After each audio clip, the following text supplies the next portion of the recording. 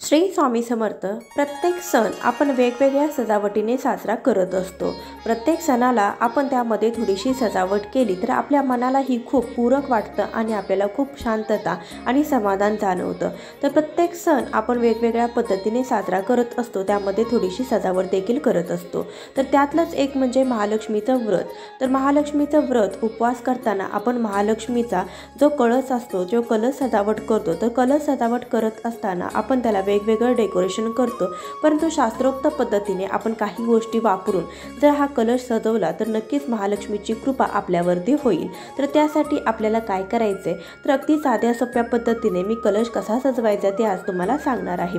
तर आपण जो घटावरती जो कलशावरची नारळ ठेवणार आहे, त्या नारळाला आपण हळद लावून घ्यायची आहे। तर हळदीमध्ये 2 चमचा हळदीमध्ये तुम्ही पाणी किंवा दूध मिसळून घ्या। दूध मिसळलं तर नक्कीच हळदीचा रंग हा खूप सुरेख होईल। त्यानंतर ती ओली हळद आपण नारळाला सगळ्या बाजूनी व्यवस्थित लावून घ्यायचे, जसे की व्हिडिओमध्ये दाखवलं आहे।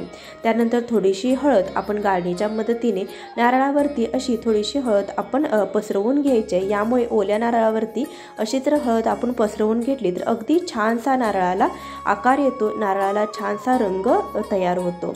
त्यानंतर आपण देवीला कुंकू लावून घेणार आहोत। त्यासाठी आपण कुंकवाचा आकार अशा पद्धतीने एका पेपरवरती आपण कापून घ्यायचा आहे। त्यानंतर आपण कुंकू घेऊन त्यावरती ते कुंकू असं उठवून घ्यायचं आहे।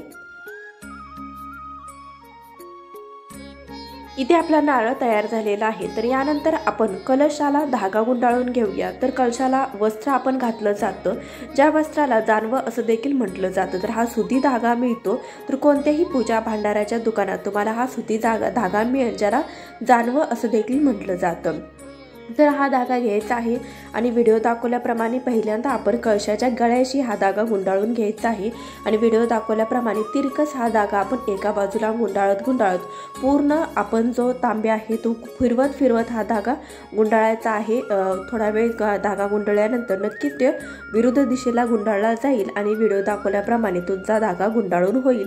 हा व्हिडिओ 4 ते 5 वेळा जर तुम्ही पाहिला आणि याचं जर प्रॅक्टिस केलं तर नक्कीच तुम्हाला हे जमू शकेल। तर बऱ्याच ठिकाणी तुम्ही बघत असाल म्हणजे ब्राह्मण लोक पूजा करतात, तर ते पूजा करत असताना कलशाला अशा प्रकारे धागा गुंडाळून घेतात, कलशाला वस्त्र घातलं जातं। तर अशा पद्धतीने तुम्ही जानवं शास्त्रोक्त पद्धतीने तुम्हाला जर पूजा करायची असेल तर महालक्ष्मीच्या व्रतासाठी अशा प्रकारे तुम्ही कलशाला धागा नक्कीच गुंडाळून घ्या, त्यामुळे नक्कीच तुमच्यावर महालक्ष्मी प्रसन्न होईल।